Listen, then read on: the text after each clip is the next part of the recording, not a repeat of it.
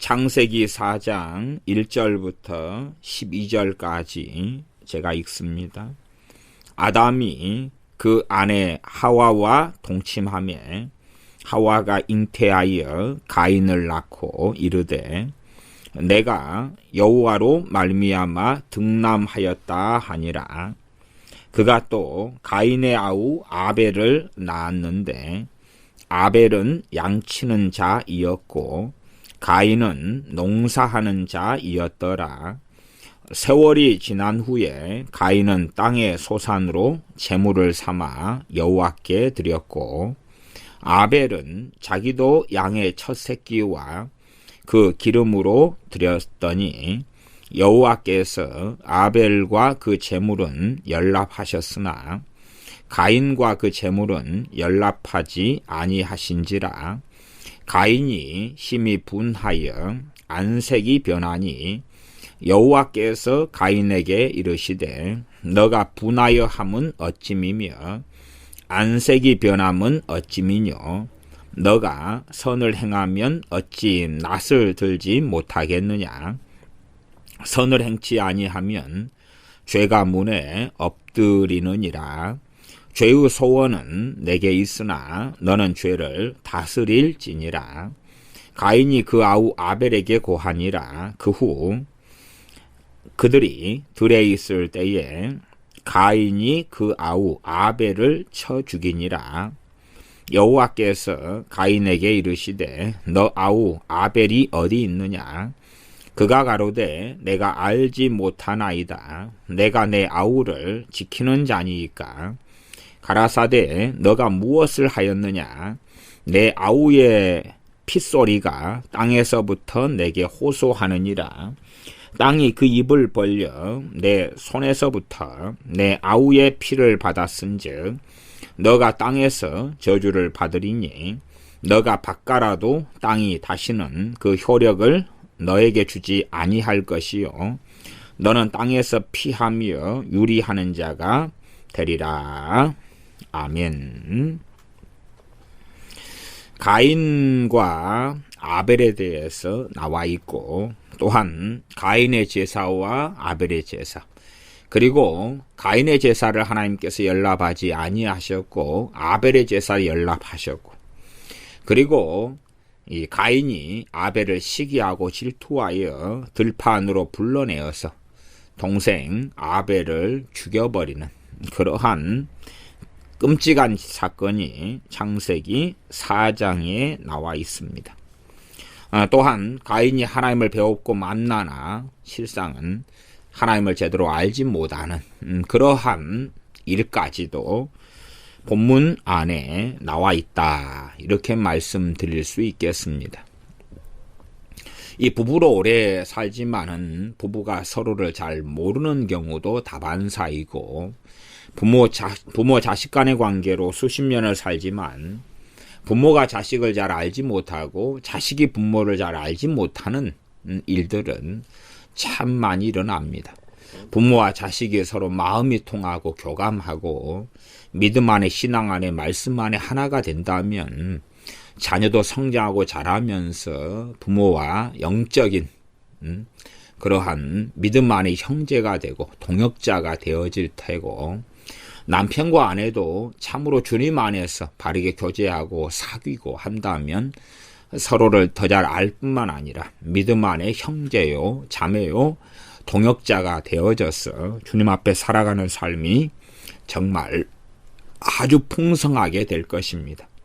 그러나 그러한 가정, 그러한 부모 자식 간의 관계를 보는 것은 너무나 어려운 일인 것 같습니다.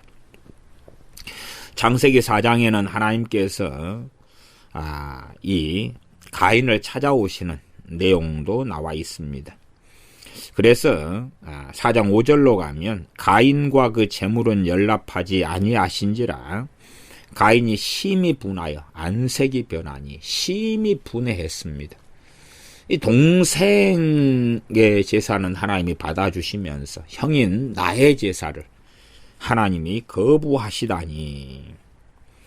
그리고 이 동생에 대하여 자신의 제사가 거부되고 동생의 제사도 거부되었다면 그나마 나았을 터인데, 그런 식으로 말하자면은 뭐 동생과 형 사이에 불화를 일으키신 분이 하나님이시다, 그렇게도 볼 수가 있겠죠. 하나님은 왜 이리 불공평하게 하셨는가?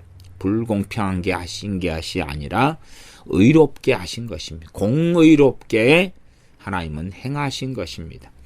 그리고 하나님의 행하신 것에 대하여서 가인은 심히나 분하고 안색이 변했고, 그 책임을 하나님께가 아니라 또한 자신의 문제고 책임인데 동생 가인에게 돌렸다는 사실입니다. 그리고 하나님께서 가인에게 나타나셔서 말씀하시는 것이 4장 7절입니다. 너가 선을 행하면 어찌 낫을 들지 못하겠느냐. 가인이 선을 행치 않았다, 그 말이죠. 가인이 악을 행했다는 이야기입니다. 가인이 악을 행했다는 이야기죠. 선을 행치 아니하면 죄가 문에 엎드리느니라. 보통은 우리가 아시다시피 가족 안에서 제사는 함께 드립니다. 함께 드려요. 그게 일반적 전통적입니다. 욥기에도 보시면은 욥의 자녀들이 10명인데 욥이 그들을 위하여서 번제를 드립니다. 아브라함 때도 아브라함 따로 이삭 따로가 아니라 따로 살 때는 불가피하지만 함께 살 때는 함께 하지요. 그러면 진실로 한다면은 단지 가인과 아벨이 함께하는 제사가 되어야지만이 좀 더 맞을 거라, 이런 생각은 우리가 충분히 해볼 수가 있습니다. 그러나 이들은 하나님께 드린 제사를 따로따로 했습니다. 그리고 그 과정 가운데서 하나님께서 말씀하시는 것처럼 가인이 선을 행치 않았다, 다른 말로 하면 악을 행했다는 이야기가 되죠. 그래서 이 악을 행한 결과, 선을 행치 아니한 결과로 하나님께서 가인과 가인의 제물은 받아주지 아니하셨고, 반면 아벨과 그 제물을 하나님께서 받아주셨기 때문에 정말로 가인은 분기탱천하여 그래서 동생 아벨에 대한 증오심과 적개심을 불태웁니다. 하나님께서는 가인에게 나타나셔서 선을 행치 아니하면 7절 죄가 문에 엎드리느니라. 죄의 소원은 너에게 있으나 너는 죄를 다스릴지니라 말씀합니다. 어떤 어리석은 사람들은 하나님을 만나면 변화된다, 그런 헛소리를 참 많이 합니다만은, 하나님을 만나서 하나님을 경외하며 변화된 사람들이 있고, 그리고 하나님을 만나지만 변화되지 않은 사람들도 아주 많은 것입니다. 그런 것을 보려면은 최소한 창세기 정도는 보면 아실 수가 있지 않습니까? 소위 말하면 야곱이 자기 집을 떠나서 삼촌 라반의 집으로 갈 때에 우리가 찬송가도 부르지만, 야곱이 잠 깨어 일어난 후 베델에 돌을 기둥을 쌓고 거기에 베델에서 하나님의 사닥다리를 오르내리는 그러한 천사들 등을 목격하고 보면서 하나님이 여기 계시다, 하나님의 집 베델이라 하면서 그 놀라운 것을 경험하고 성경에 기록됩니다만은, 그러나 이 야곱이 하나님 앞에 바로 서는 데까지가 얼마나 험난하고 시간이 많이 걸립니까?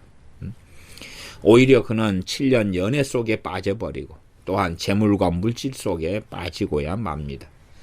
나중에 모세 시대 때에 선지자 가운데서 발람 선지자가 나옵니다. 발람 선지자에게 하나님이 찾아오시고 말씀하시고, 심지어는 발람 선지자가 발락 왕의 돈, 재물 그런 것에 넘어가서 발락 왕을 따라서, 발락 왕이 보낸 신하들을 따라서 발락 왕을 향하여 나귀를 타고 갈 때에 하나님께서는 나귀의 입을 열어서 말하게 하시는 놀라운 기적도 봅니다.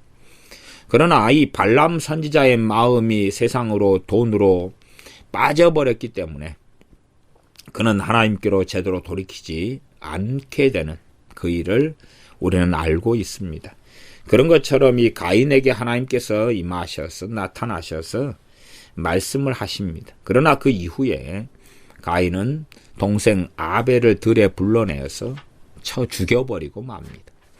그러지 하나님께서 가인에게 나타나시니까 가인의 마음이 깨끗하고 청결하고 아름답게 변화돼 버렸다. 그것을 하나님의 임재다. 그런 코미디들이 얼마나 많습니까? 심지어는 주님 만나면 변화된다. 그러면 주님께서 자기 땅에 왔는데 자기 백성들이 영접지 아니했다는 요한복음 1장의 말씀을 또 확인하시고, 주님을 만난 바리새인, 서기관, 주님을 만난 유대인들이 얼마나 주님에 대하여서 배도하고 배역했는지, 또한 주님께서 어느 고울들보다 이 기적과 권능을 가장 많이 행했던 고라신, 벳세다, 나아가 가버나움 동네가 회개치 아니한 것을 알지 않습니까?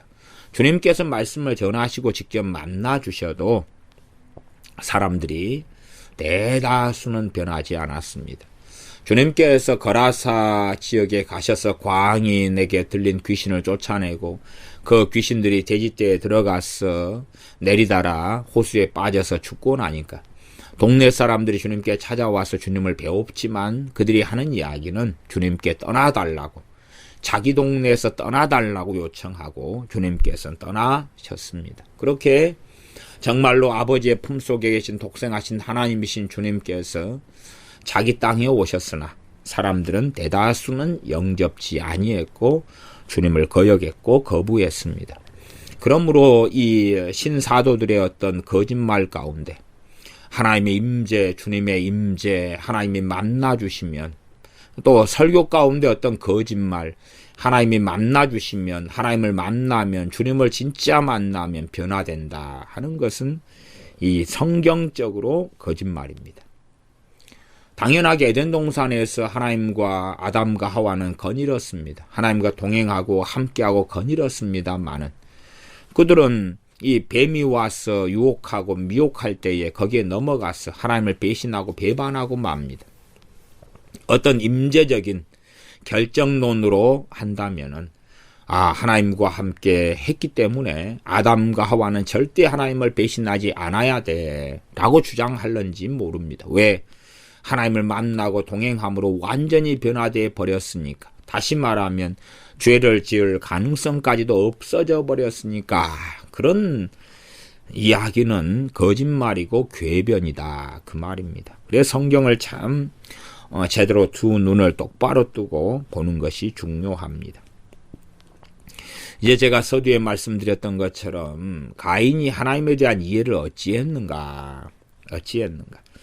이 가인이 4장 8절에 보면은 들에 있을 때에 가인이 그 아우 아벨을 쳐서 죽이니라 그럽니다.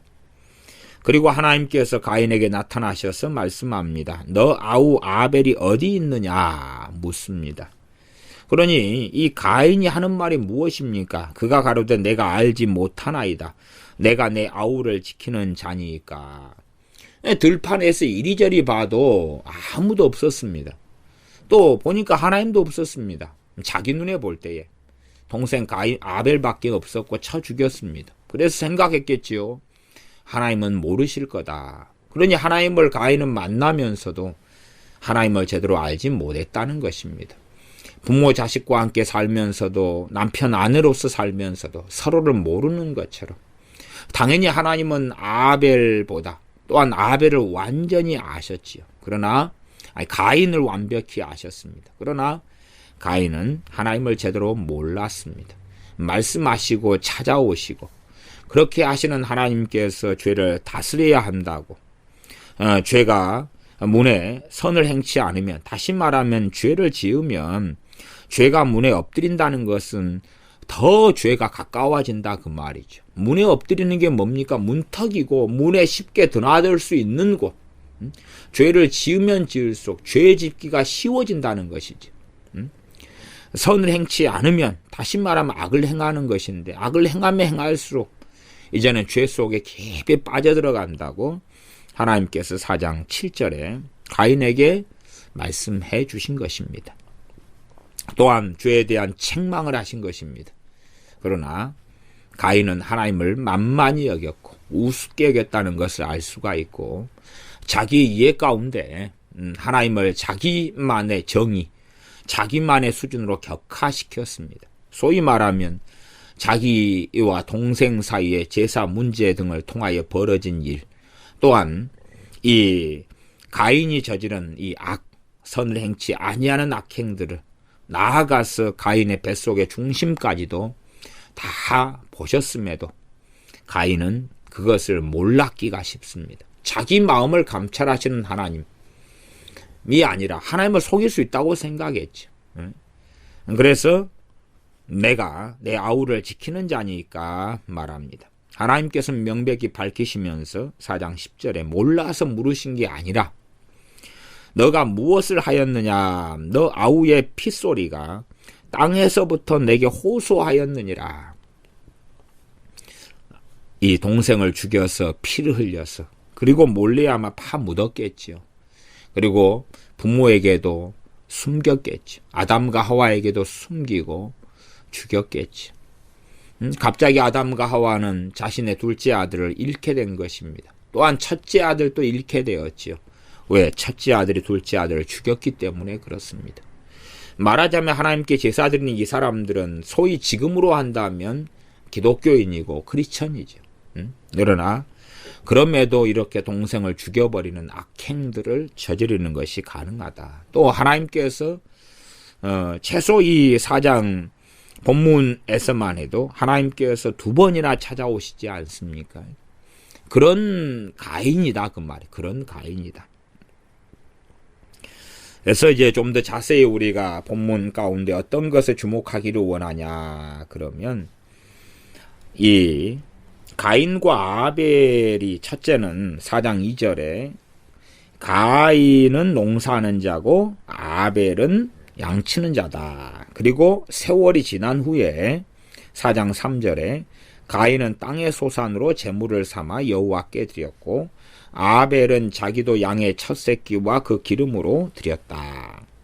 그러면서 여호와께서 아벨과 그 제물은 연락하셨으나 5절 가인과 그 제물은 연락하지 아니하셨다. 하는 것에 좀 주목해야 됩니다. 많은 목회자들이 어떤 식으로 이 아벨의 제물을 하나님이 받으신 것에 대하여서 해석하냐 그러면은 피가 없은즉 죄사함이 없느니라 그런 히브리서 말씀 등을 통해서 또 레위기 등의 말씀을 통해서 이 아벨의 제사를 받으신 이유는 양 새끼로 드리면서 그러면서 피가 있었기 때문이다. 그런 식으로 해석을 하고요. 가인의 제물로 연락지 아니한 것은 또 가인이 선을 행치 않은 것은 이 피가 있는 짐승으로 하나님께 제사해야 되는데 곡식으로 제사했다. 그렇기 때문에 땅의 소산 곡식으로 제물을 삼아서 하나님께 드렸기 때문에 하나님께서 연락지 않았다. 그런 해석을 하는 목회자들이나 교인들이 상당수가 있습니다. 그러나 그 해석은 잘못된 해석입니다. 잘못된 해석입니다. 최소한은 성경을 좀 읽는 분들은 레위기 1장부터 좀 읽어 나가다 보면 제사법의 종류가 많구나 하는 것을 아실 겁니다. 그 중에서 레위기 2장으로 가면 2장 1절부터 16절에 보면 소제라는 것이 있습니다. 제사에는 번제가 있고 소제가 있고 속건제, 그다음 속제제, 화목제 여러 가지 제사의 방법 또 제사하는 이유 등이 나와 있습니다. 그러니 그 가운데 소제가 있는 것이죠. 소제. 곡식 제물로서 하나님께 제사하는 것이 있습니다. 이게 어느 때는 짐승으로서 제사하고 어느 때에는 이 곡식으로 제사하는 것이 가능한 것이죠. 그러지 모든 제사 때마다 피 흘림이 있어야 된다 그런 것은 아닙니다. 아닙니다.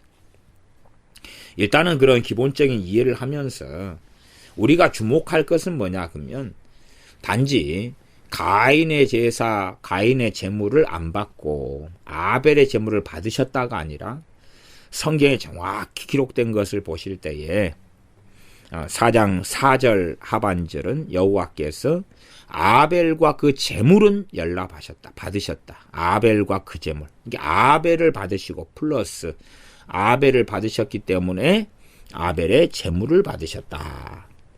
그리고 4장 5절에는 가인과 그 재물은 연락치 아니하셨다. 다시 말하면 가인을 안 받으셨기 때문에 가인이 드린 재물도 안 받으셨다는 사실입니다. 그것을 우리가 주목해야 됩니다. 왜 이것이 중요하냐 그러면 우리의 기도와 기도 응답과 연결되는 가장 중요한 말씀 가운데 하나이기 때문에 그렇습니다. 정말 많은 기독교인들, 정말 많은 크리스천들이 하나님께 기도합니다. 그러나 많은 경우 들으심을 받지 못합니다. 왜냐하면 많은 크리스천들은 실제로 마음에서 심령에서 하나님을 경외하고 사랑하고 가까이하고 하나님께 순종하고 그런 것에는 관심이 없는 세속적인 사람들이 많습니다. 그래서 생활 중에서는 하나님을 잊어버리고 살면서 썬데이 크리스천이나 예배 시간에만 잠깐 참여하고 활동하는 크리스천으로 많이 남습니다. 그리고 이제 자신이 필요한 것들을 이모저모로 기도합니다. 또한 자기가 원하는 것들을 열심히 기도하기도 합니다. 그러나 최소한 그 기도를 하나님이 받으신다면 전제가 그 사람을 받으셔야 하는 것입니다. 그 사람을 받으셔야 하는 것입니다. 자기 자신을 하나님께 드리고 자신을 하나님께서 받으실 수 있도록 우리가 하나님께 받아들여지려면 우리 주 예수님을 통하여 대제사장 되신 예수님을 통하여 하나님께 나아가는 것이 첫째는 유일한 길입니다. 두 번째는 우리의 죄와 악을 벗어버리면서 회개하면서 또한 하나님께 순복하는 가운데 하나님께 순복할지어다. 죄인들아 손을 깨끗이 하라. 마음을 성결케 하라. 두 마음을 품은 자들아 마음을 성결케 하라. 하나님을 가까이 하라 하는 야고보서 4장의 말씀처럼 하나님 가까이 하고 손을 깨끗이 하고 그리고 마음을 성결케 하면서 우리 주 예수 그리스도를 힘입어서 하나님께 나아갈 때에 하나님께서 우리를 받으시는 것입니다. 하나님께서 받으신다 해서 우리의 모든 기도가 다 받아들여지는 것은 아니지만 그러나 하나님께서 우리를 받으실 때에 우리의 기도들이 응답되어지는 것을 우리는 누릴 수 있고 체험할 수 있고 또한 확신할 수 있게 되기도 합니다. 그러지 가인이 자신은 자기 멋대로 살아가고 그러면서 자신의 재물만 온전하기 때문에 받으신다는 것은 결코 말이 되는 이야기가 아닙니다. 실제로 이제 대홍수를 지나면서 창세기 한 9장 정도로 가면 9장 1절에서 3절 정도로 넘어가면 그러면은 노아에게 대홍수 이후에 노아에게 이 땅에 있는 짐승들을 식물로 주시는 하나님의 말씀이 있습니다. 하나님의 말씀이 있죠. 물론 하나님께서 나타나셔서 노아와 그의 자녀들에게 말씀하셨는데 그러면서도 우리가 셈과 함과 야벳의 행동을 볼 때에 함 같은 경우는 사실은 옳지 않았고 좋지 않은 사건이 뒤에가 나옵니다. 하나님이 나타나셔서 말씀하시고 경험했는데도 함은 그렇게 잘 변화되지 않는 사람으로 남아있기도 하다 그 말입니다. 근데 다시 말하면은 최소한은 이 가인과 아벨 때에 짐승은 하나님께서 식물로 음식으로 고기로 주지 않으셨기 때문에 양은 먹는 음식이 아니었다는 사실이죠. 사람들이 이때까지는 식물들만 먹는 음식이었습니다. 식물들만 먹는 음식이었고 그것이 창세기에 있는 하나님의 창조 이후의 명령이었습니다.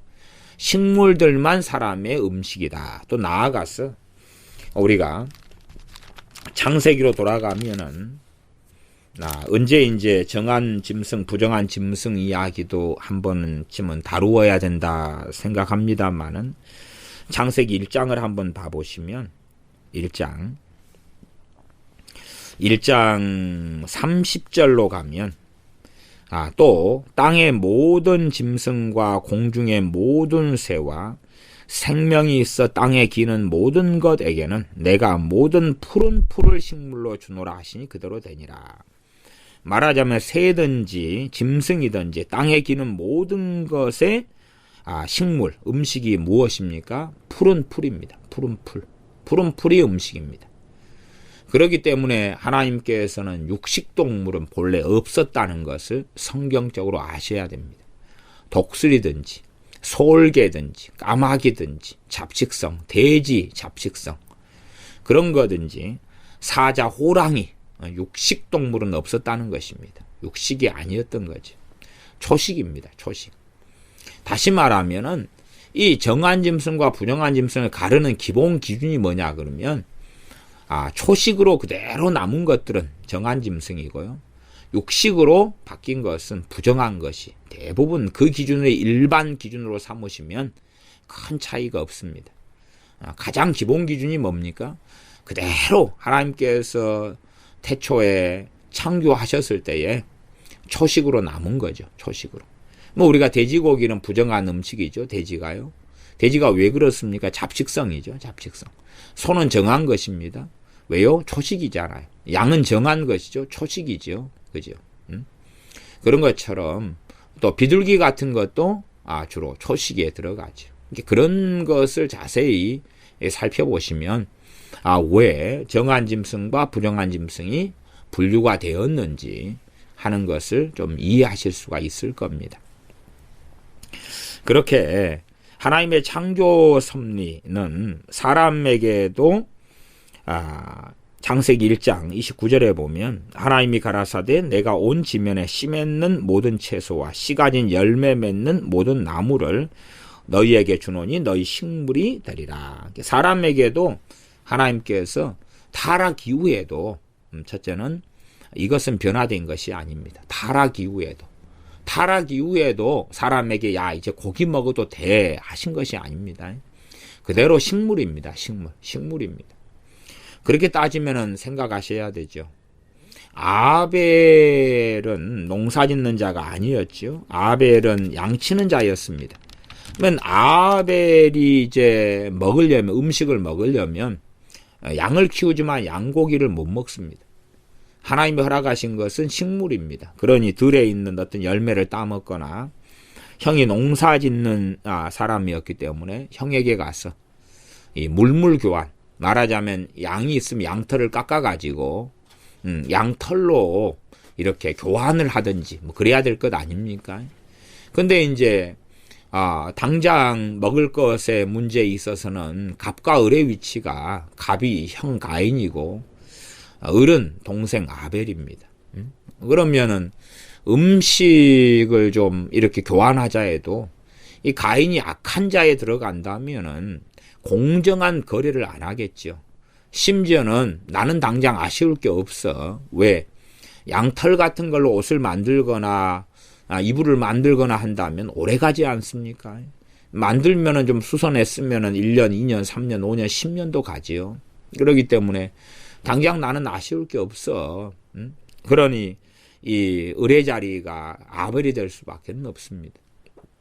당시의 상황이 홍수 이후였다면, 대홍수 이후였다면 창세기 9장에 하나님께서 말씀하신 것처럼 이 양을 먹으면 됐죠. 양을 잡아먹으면 되었는데 그때까지는 허락된 것이 아니었습니다.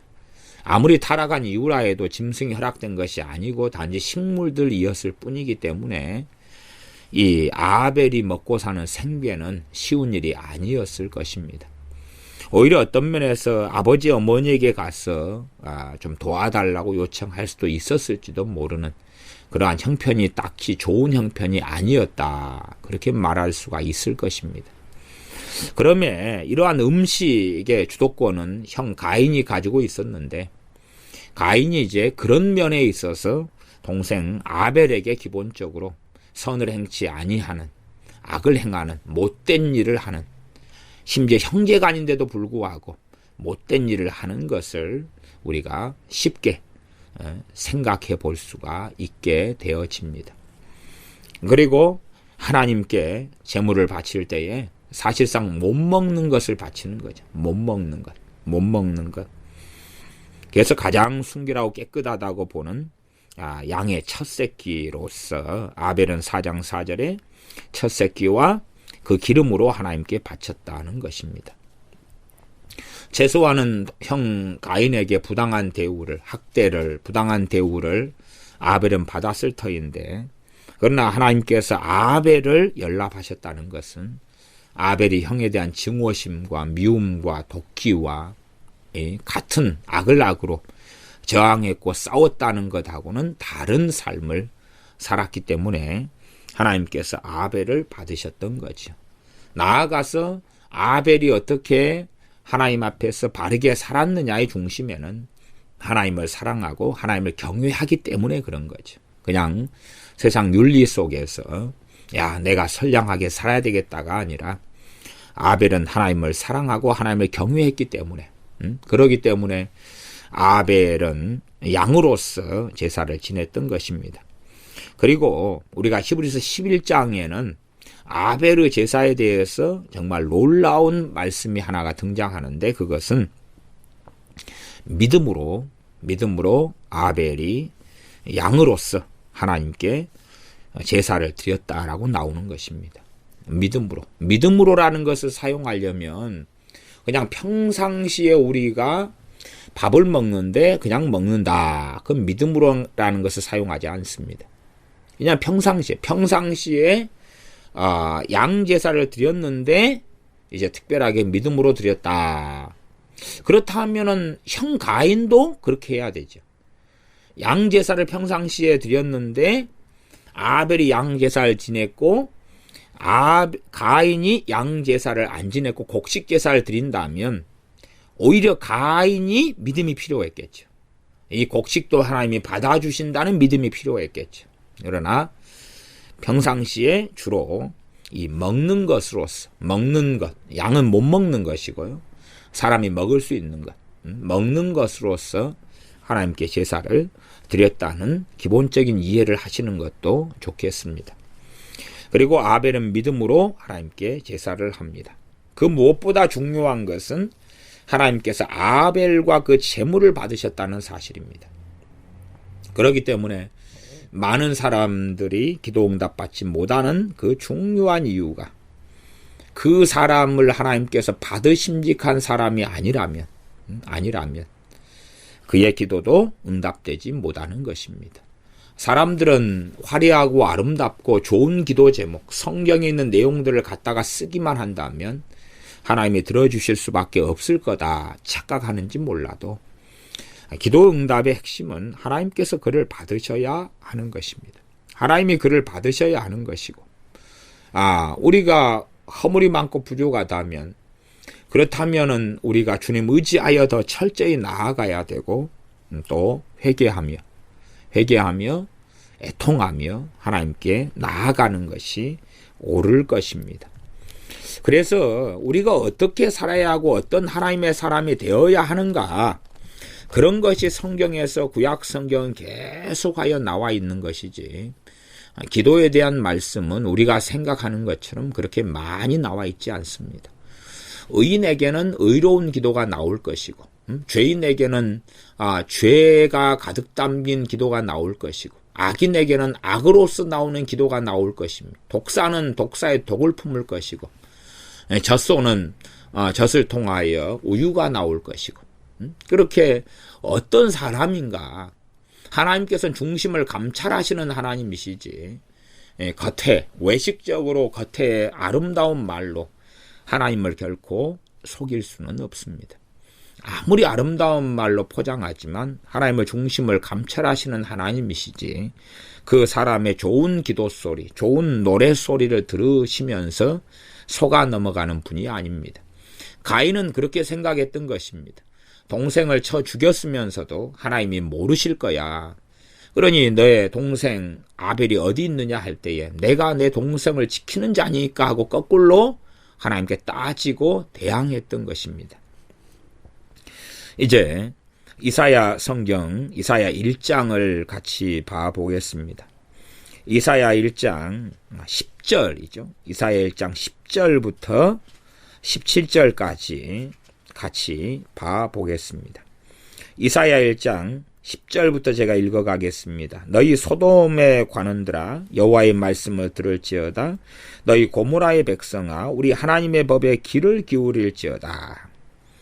이 하나님의 백성인 이스라엘에 대하여서 하나님께서는 소돔의 관원들아 고모라의 백성들아 너희들은 다 소돔과 고모라 사람들과 똑같다. 그렇게 말씀하시는 겁니다. 하나님의 진노가 임하여서 죽임당할 수밖에 없는 그들하고 너희 행실이 똑같다는 것입니다. 똑같다. 물론 이 하나님의 백성이 이스라엘 백성들이 기도를 안 했던 것도 아니고 제사를 안 지냈던 것도 아니라 그 말이에요. 제사도 열심히 지냈고 기도도 열심히 많이 했다. 그 말입니다. 그래서 11절로 가면 여호와께서 말씀하시되 너희의 무수한 재물이 내게 무엇이 유익하뇨. 하나님께 재물을 무수하게 갖다 바쳤다 그 말이에요. 나는 수양의 번제와 살진 짐승의 기름에 배불렀고 나는 숫송아지나 어린 양이나 수염소의 피를 기뻐하지 아니하노라. 오히려 하나님께서 제사를 만드셨는데 하나님이 제사를 반대하시는 것 같은 말씀을 합니다. 제사를 반대하는 것이 아니라 지금 소돔의 관원들과 고모라의 백성들이 드리는 제사를 하나님이 싫어하신다 그 말입니다. 정말로 의로운 의인의 제사, 아벨 같은 제사를 하나님이 원하신다고 말씀하는 겁니다. 비록 조금의 재물밖에는 없을지라도 무수한 재물이 아니라 너무 가난하고 헐벗어서 산비둘기 집비둘기 밖에는 가지고 올 수 없다 할지라도 차라리 의인의 제사를 원하신다고 말씀하는 것입니다. 그런데 이들은 소돔의 관원과 고모라의 백성으로 살면서 그러면서 이들은 무수한 재물을 하나님께 가져오고 수양의 번제와 살진 짐승의 기름을 가져오고 숫송아지나 어린 양이나 수염소의 피로써 하나님께 바치는데 그것을 하나님이 기뻐하지 아니하노라 하시는 것입니다. 하나님께서 제사 제도를 만드시고 제사를 하나님께서 이스라엘 백성들에게 은혜의 통로와 속죄의 통로와 하나님께 나아가는 통로로 주셨는데 그런데 하나님께서 기뻐하지 아니하노라 하시는 겁니다. 피 흘림이 없은즉 죄사함이 없느니라 하시는 하나님께서 그래서 피를 흘린다고 무조건 죄가 용서되는 게 아니다 그 말이에요. 양을 잡고 염소를 잡아서 피를 흘린다고 너희의 죄가 다 그렇게 간단하고 쉽게 용서되는 게 아니라는 것입니다. 누가 드리느냐 하는 것이죠. 누가 짐승을 잡아서 피를 흘려서 드리느냐 하는 것입니다. 우리가 우리의 거룩하신 주 예수님의 이름으로 하나님께 나아간다, 예수님의 이름으로 기도한다 그럴 때에 우리가 어떤 사람인가지 내가 무조건 예수님의 이름을 사용한다 해서 그래서 하나님께 들으심을 또한 우리가 연락되는 그러한 일은 아닙니다. 그래서 1장 12절로 가면 이사야 1장 12절에 너희가 내 앞에 보이러 오니 그것을 누가 너희에게 요구하였느냐. 보이러 온다 그 말. 속은 다르다 그 말. 겉과 속이 다른 거예요. 겉으로는 이 제사의 관습과 습관에 빠지고 하나님께 제정하신 이 거룩한 제사를 기복적인 수단으로 삼고 하나님을 이용하고 하나님의 어떤 축복의 수단으로 삼아서 그들 안에 하나님을 진정으로 사랑하며 경외하며 말씀에 청종함은 없다 그 말이에요. 단지 이러한 관습과 행태를 남겨놓자 꼭 절기주의화된 교회와 비슷합니다. 자, 우리가 이제 사순절 기간을 이렇게 보내보자. 이렇게 강단 장식을 해보자. 고난주간을 이렇게 우리가 보내보자. 그리고 고난주간 정도 좀 슬퍼하면서 맛있는 거 안 먹으면서 하루 정도 금식하면서 보냈으면 그 다음부터는 니나노다. 그 다음부터는 또 재미나게 살자. 재미나게 살자. 그렇게 하는 종교적인 것. 우리가 성탄절이 되니까 성탄절 행사를 한 달 전부터 준비하자. 그렇게 해서 때마다 맥주절이 다가오니까 준비하자. 성령 강림절이다 준비하자. 추수감사절이다 준비하자. 여름에 수련회 가자 준비하자. 여름 성경학교 한다 준비하자. 이것 하자 준비하자 하는 어떤 절기적인 교회로 바뀌면서 그러면서 그 안에 진정성, 하나님을 사랑함과 경외함은 사라지고 그리고 때마다 이것은 이 절기니까 이 성경 구절로 설교하고 설교를 듣고 이 절기니까 이런 프로그램과 저런 프로그램으로 하면서 그러면서 이것을 하나님께서 받으시지 않을까 하는 생각들을 합니다. 그러나 하나님께서는 중심을 감찰하시는 하나님이시기 때문에 이 하나님의 백성 이스라엘이 너희가 내 앞에 보이러 오니 그것을 누가 너희에게 요구하였느냐. 하나님께서 제사를 요구하셨는데 그러나 이런 제사가 아니었다 그 말입니다. 속에는 하나님을 사랑함도 경외함도 믿음도 없이 겉으로만 더 많은 제물로 바치면 하나님께서 우리의 요구에 응답하실 수밖에 없을 거야. 돈을 더 많이 바치면, 기도를 더 많이 다고 하면, 그러면 더 많은 사람이 모이면 하나님께서 들어주실 수밖에 없을 거야. 그러한 것을 하나님께서 율법을 통해 요구하신 게 아니라 그 말이에요. 너희가 무수히 많은 짐승을 잡고 제물을 바치고 피를 많이 짐승들의 피를 흘리면 하나님께서는 너희들이 원하는 걸 주실 거야 하는 식으로 율법의 제사 제도를 하나님께서 요구하시거나 말씀하시지 않았다 그 말이에요. 하나님의 백성 이스라엘은 말씀을 변개시켜버린 것입니다. 말씀을 왜곡시켜버린 것입니다. 다시 말하면 하나님을 왜곡시켜버린 것입니다. 하나님을 알지 못하고 하나님을 잘못 전하고 잘못 믿고 잘못 알고 잘못 가리키고 살아왔던 것입니다. 그래서 하나님께서는 이사야 1장 12절 하반절에 내 마당만 밟을 뿐이니라 말씀합니다. 마당만 밟는 거다. 그냥 마당만 밟고 가는 거지. 성전 뜰에 와서 마당만 밟고 가는 거지. 하나님을 배웠고 하나님께 진정한 하나님이 받으시는 예배나 제사를 드리고 가는 게 아니다 그 말이지. 와서 기도는 한다 하지만 하나님을 배우지 못하는 자기만의 공연불에 불과하다 그 말이죠. 그래서 13절로 넘어가면 헛된 재물이라고 말씀합니다. 이게 헛된 재물이다. 헛된 재물을 다시 가져오지 말라 그러죠. 헛된 재물을 다시 가져오지 말라. 그렇게 이사야 선지자가 말씀을 증거해도 이스라엘 백성은 어떻게 생각하겠습니까? 야, 내 재물은 얼마나 고결하고 아름다운데 네가 누군데? 네가 바로 거짓 선지자야. 내가 하는 예배나 제사가 내 기도가 얼마나 고결하고 성결한데 잘못됐다 그래. 그런 것이지. 그래서 오히려 많은 사람들은 이사야 선지자의 말에 반발했을 것입니다. 반발하지 않았다면 이 최소한은 이사야 선지자가 순교당하지 않았겠죠. 그리고 이 북왕국 이스라엘은 멸망당하지 아니했을 겁니다. 그러나 이사야 선지자를 죽였고 또한 북왕국 이스라엘은 멸망하였습니다. 주로 이사야 선지자의 사역 시기가 BC 한 740년부터 681년까지 그렇게 되어집니다. 그리고 북왕국 이스라엘의 멸망이 BC 722년, 721년 그리 되죠. 주로 722년입니다.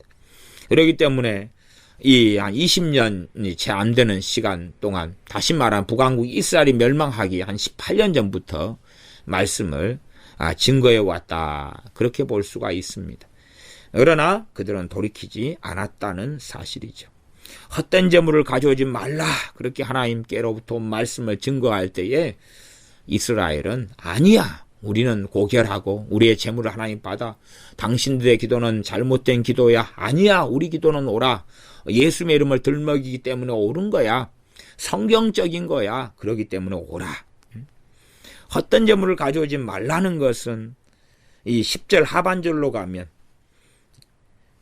너희 고모라의 백성아 우리 하나님의 법에 귀를 기울일지어다 그러는 거죠. 하나님의 법 하나님의 말씀에 귀를 기울이고 마음에 새기고 삼가하고 그런 말씀을 따라 살아가는 삶이 없는 거죠. 그런 삶이 없는 거예요. 말씀을 유의하고 관심을 가지고 마음에 새기지는 않고 자기 마음대로 사는 것입니다. 그게 편하잖아요.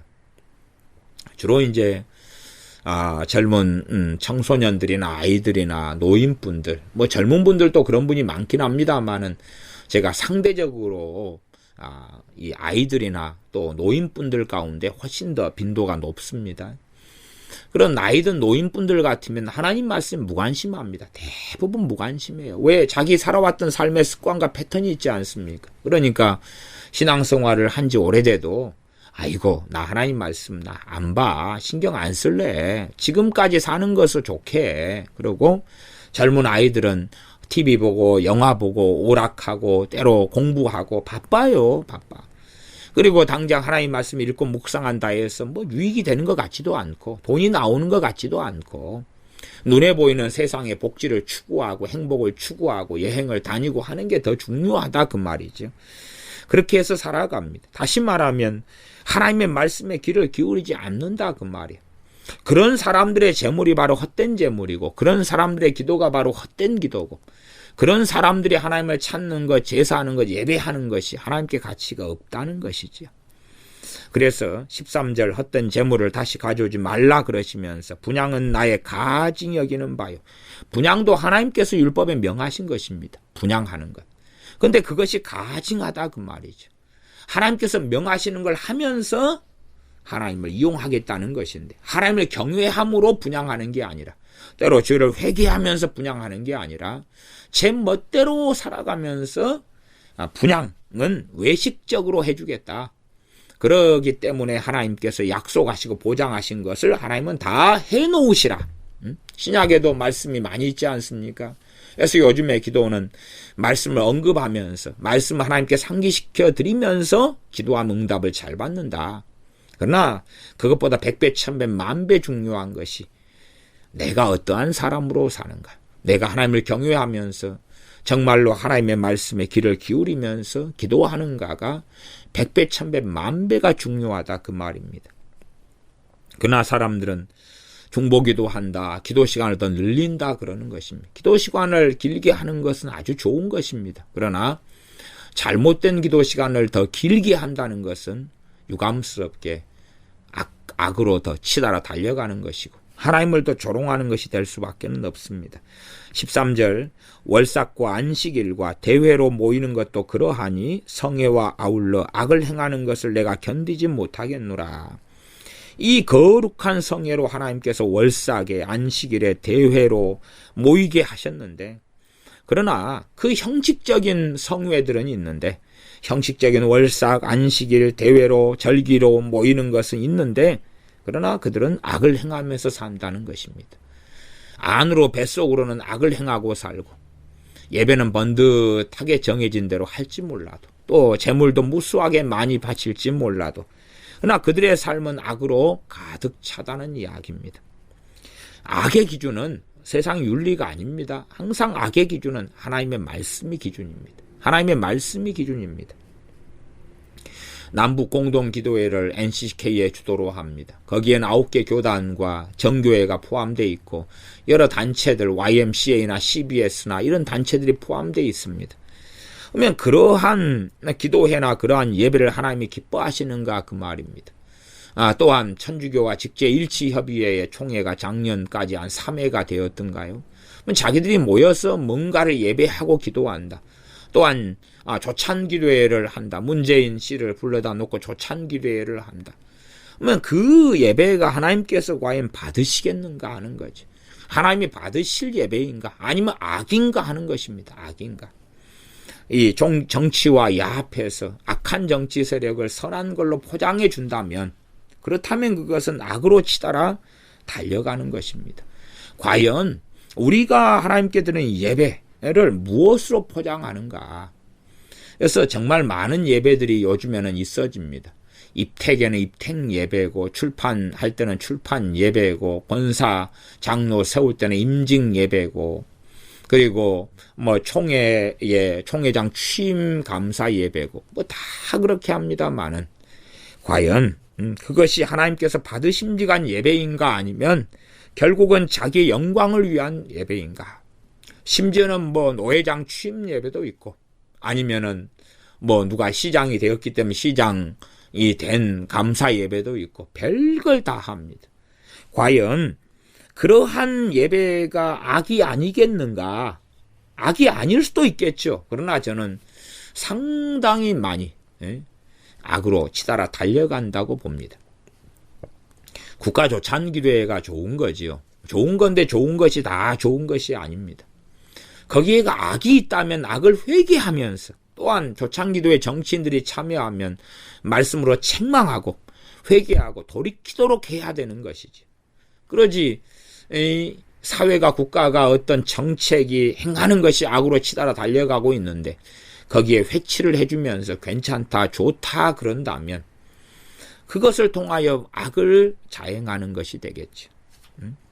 그러므로 그렇게 하나님께 드리는 이런 성회와 예배들이 오히려 악을 행하는 것을 앞장서서 악을 행하는 것이 되거나 아니면 겉으로는 멀쩡한 이러한 성회로 모인다고 하지만 그러나 그 삶은 악으로 말씀과 벗어난 악으로 가득하다면 과거 2013년에 WCC 부산 총회를 했습니다. 거기에 우리나라 유명한 목사들이 WCC 총회하기 전에 방송을 통해서 극동방송이나 혹은 CBS 등을 통해서 이 WCC는 좋은 것이야, WCC는 옳은 것이야, 바른 것이야, 거룩한 것이야, 의로운 것이야 하고 아주 그냥 드러내놓고 광고하고 알렸습니다. 우리가 아시다시피 어떤 사람들입니까?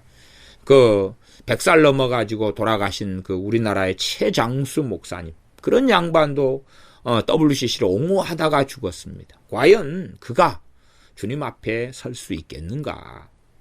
또 김삼환 목사, 조영기 목사, 또 뭐 극동방송의 김장한 목사, 이런 분도 거기에 가담하고 들어가고 그렇게 하면서도 알리고 전파하고 하는 것을 계속 해왔지 않습니까? 대한민국에 정말로 오랜 세월 동안 존경받는 목사님들, 정말 존중받는 목사님들, 이러한 유명한 분들이 결국은 이 WCC 총회를 이것을 성회로 가장해주고 그리고 아름답고 거룩하고, 그래서 과거에 김삼환 목사는 자기의 교회에서 WCC 부산 총회를 개최하게 되면 남북 통일을 하나님이 주실 것이다, 그렇게 설교하였습니다. 그럴 정도로 이 악을 선으로 가장하고 덮여주는데 하나님께서는 성회와 아울러 악을 행하는 것을 내가 견디지 못하겠노라. WCC 부산 총회를 할 때 동성애 부스를 만들어 놓고 또한 거기에 목회자들, 주의 종이라고 하는 자들은 템플스테이, 절에 가서 중옷을 입고 절의 음식을 먹고 절의 승려와 하나 되는 길을 걸어가는 그 작당들을 함께 하고 살았습니다. 그런데도 그 대형교회 유명한 목회자들이 앞장서서 방송하면서 이것은 거룩한 성회입니다 하고 악을 포장했지요. 지금까지도 아마 그렇게 해 나가게 될 것 같습니다. 대한민국의 어떤 기독교의 조찬기도회를 통해서 이 악한 정부를 포장해주는 일을 계속하면서 국민들과 기독교인들을 개와 돼지로 만들어 갈 것입니다. 1장 14절입니다. 내 마음이 너희의 월삭과 정한 절기를 싫어하나니 그것이 내게 무거운 짐이라. 내가 지기에 곤비하였느니라. 너희가 손을 펼 때에 내가 눈을 가리우고 너희가 많이 기도할지라도 내가 듣지 아니하리니 이는 너희의 손에 피가 가득함이니라. 너희가 손을 펼 때에 내가 눈을 가리우고, 손을 편다는 게 뭡니까? 도와달라고, 하나님께 도와달라고 하는 것입니다. 다른 말로 기도하는 것이기도 합니다. 또 나아가서 너희가 많이 기도할지라도 내가 듣지 아니하리다 하리니, 너희가 많이 기도할지라도 내가 듣지 아니하겠다. 이유는 뭔가? 너희의 손에 피가 가득함이니라. 이 피가 과연 뭐겠는가? 실제로 사람을 죽여서 흘리는 피를 이야기하는 것만이 아닙니다. 그것만이 아니라 이 피는 뭡니까? 그 사람의 영혼 사냥을 한다는 이야기입니다. 영혼 사냥을 하는 것입니다. 다시 말하면 이 거짓 선지자들이 또한 제사장들이 하나님을 등진 채 하나님 말씀과 어그러진 식으로 백성들을 오도하고 인도하여서 지옥으로 떨어지는 지옥 백성이 되게 만드는 것입니다.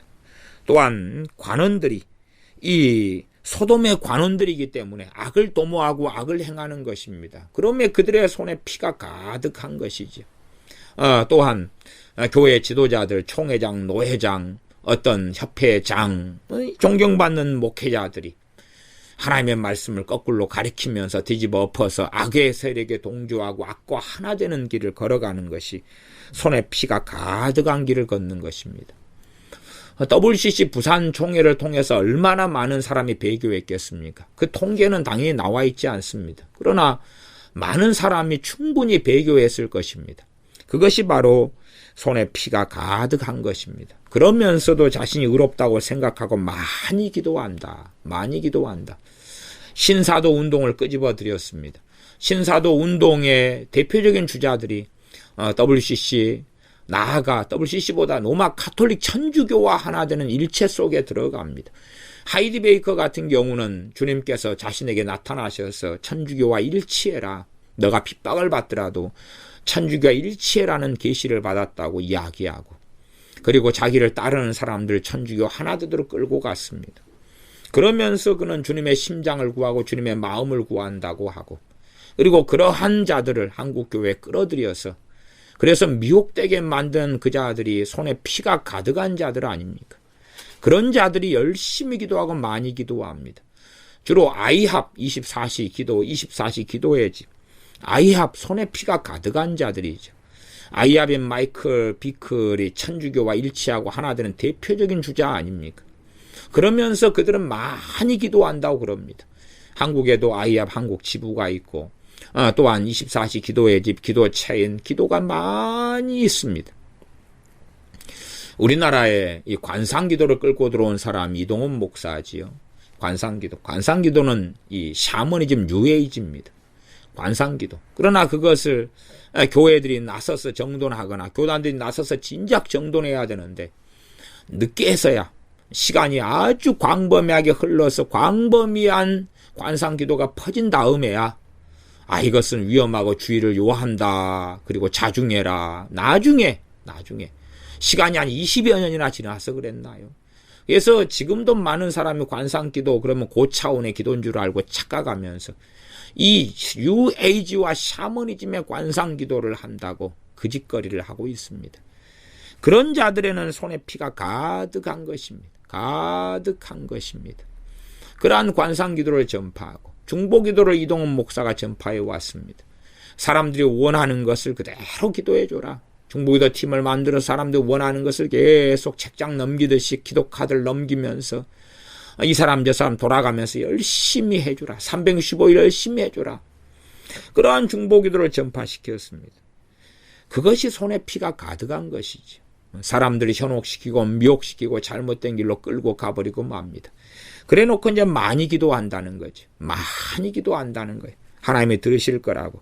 또한 손을 하나님께 펴는 것입니다. 하나님 명백하게 말씀하시기를 내가 눈을 가리우고 너희가 많이 기도할지라도 내가 듣지 아니하리니 이는 너희의 손에 피가 가득함이니라.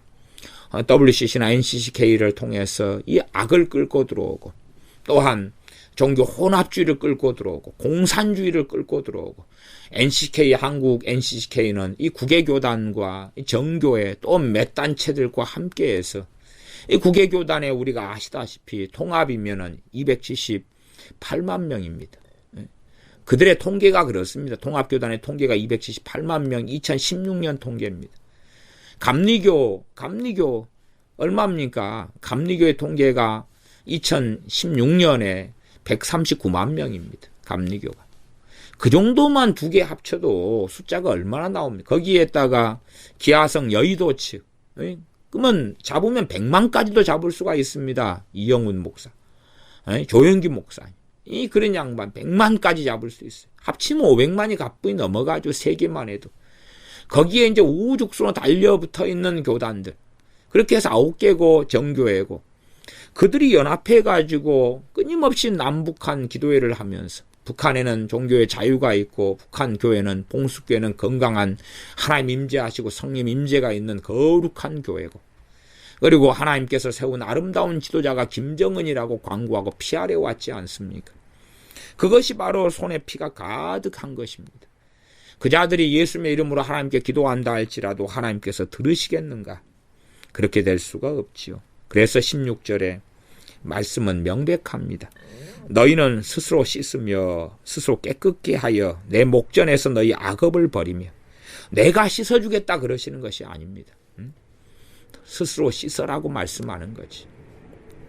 우리가 똥통에 스스로 들어가 가지고 있으면서 하나님 건져내달라 얼마나 우습습니까? 내가 스스로 내 발로 들어갔으면 내 발로 나와야 되지요. 너희는 스스로 씻으며 스스로 깨끗게 하여 내 목전에서 너희 악업을 버리며 악행을 그치고 선행을 배우며 공의를 구하며 학대받는 자를 도와주며 고아를 위하여 신원하며 과부를 위하여 변호하라 하셨느니라. 하나님의 말씀에 귀를 기울이고 하나님의 법에 귀를 기울이고 말씀에 따라서 의로운 삶을 살라는 것입니다. 그러면서 제사하고 그러면서 기도하고 그때에 하나님께서는 들으시겠다고 말씀하시는 것입니다. 1장 18절로 좀 넘어가면 여호와께서 말씀하시되 오라 우리가 서로 변론하자. 너희 죄가 주홍 같을지라도 눈과 같이 희어질 것이요 진홍같이 붉을지라도 양털같이 되리라. 그렇게 하나님께 나올 때 하나님께서 죄를 용서해 주시겠다고 하시는 것입니다. 그러면 우리가 손에 피가 가득하고 우리가 완악하게 악하게 어리석게 살아왔을 때에 하나님께 나아가서 우리의 죄를 자복하고 통회하면서 하나님께 나아갈 때에 하나님의 속죄와 용서를 받을 수 있습니다. 이 측면이 18절이 있고 당연하게 16절의 측면이 함께 공존합니다. 너희는 스스로 씻으며 스스로 깨끗게 하고 내 목전에서 너희 악업을 버리며 악행을 그치라. 단지 하나님 잘못했습니다. 그리고 또 지멋대로 산다. 이것은 이상한 일이지요. 하나님 잘못했습니다. 그러니 됐지요. 꼭 우리의 그 완악한 자식들이 너 왜 이런 일 했어? 그러니까 아이 엄마 아빠 잘못했어요. 다시는 안 그럴게요. 그러지만 마음속에서는 전혀 고칠 마음도 없고 바꿀 마음도 없이 잠깐의 어떤 위기를 모면하려고 하는 거짓말을 하는 자녀들도 많이 있지 않습니까? 그런 것처럼 하나님 잘못했어요. 회개한다니까요. 자기가 아쉬우니까 하나님의 도움이 필요하니까 하나님 잘못했다니까요. 봐달라니까요. 그러면서 전혀 진심으로 뉘우치거나 자신의 악업, 악행을 그치거나 아니면 깨끗하게 하거나 그렇게 할 의사와 마음이 없는 소위 그리스도인이라 믿는 사람이라 주장하는 사람들이 많습니다. 1장 19절과 20절만 말씀 읽고 이제 마무리하겠습니다. 너희가 줄겨 순종하면 땅의 아름다운 소산을 먹을 것이요 너희가 거절하여 배반하면 칼에 삼키우리라 여호와의 입의 말씀이니라. 너희가 줄겨 순종하면 그렇게 나왔죠. 입만으로 해서는 될 문제는 아니다. 하나님께 물론 나와서 죄를 회개하면 하나님께서 눈과 같이 희도록 또한 양털같이 되도록 용서하시지만 그러나 함께 너희가 줄겨서 기쁜 마음으로 순종해야 된다. 그래야지만 이 땅의 아름다운 소사를 먹게 해주겠다. 그러나 너희가 거절하여 배반하면 겉으로는 많이 제사하고 또 많이 기도하고 많은 짐승으로 피를 흘리고 그렇게 한다 할지라도 그러나 하나님께서 중심을 감찰하시며 하나님의 말씀을 통해서 판단하시는 하나님이시기 때문에 결국은 뱃속 안에서 실제의 삶 속에서 하나님을 거절하고 배반한다면 칼에 삼키우게 하겠다고 말씀하십니다. 기도하겠습니다. 아버지 하나님, 아벨과 그 제물은 연락하시고 받으시고 가인과 그 제물을 받지 아니하신 하나님 아버지, 우리가 어떠한 기도, 어떠한 아름다운 기도를 하는가 이전에 우리가 어떠한 순종의 사람으로 어떠한 회개하는 하나님을 경외하는 사람으로 살면서 기도하는가가 중요하다고 말씀하시온즉 우리가 참으로 하나님의 말씀을 따라서 하나님께 줄겨 순종하는 사람들, 또한 우리가 깨끗게 하고 악행과 악업을 그치고 버리는 사람으로 선행을 배우며 공의를 구하는 그러한 하나님의 사람으로 하나님의 법에 귀를 기울이는 사람으로 살아서 땅의 아름다운 소산을 먹게 하여 주시옵소서. 우리 주 예수님의 이름으로 기도하옵나이다. 아멘.